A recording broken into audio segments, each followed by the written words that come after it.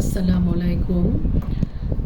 আজকে আমি প্যারেন্টসদেরকে বলবো যে আপনি অনেক ব্যক্তিত্ববান। এটি আপনি জানেন, কিংবা এটি আপনি কোনোভাবে আপনি এটি মানেন, কিংবা এটি আপনি প্রকাশ করতে চান। যাই হোক না কেন, আপনার কিন্তু আপনি যে একটা ব্যক্তিত্ববান প্যারেন্টস, এটি কিন্তু আসলে আপনার সম্পূর্ণটাই প্রকাশিত হয় কাজের মাধ্যমে।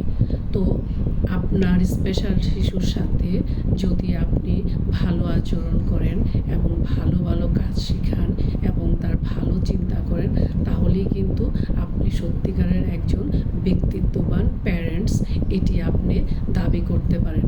আদারওয়াইজ কিন্তু আপনি বললেই হবে না যে আপনি একজন ব্যক্তিত্ববান প্যারেন্টস। আপনার আচরণই বলে দিবে যে হ্যাঁ, এই শিশুটির প্যারেন্টস আসলে একজন ব্যক্তিত্ব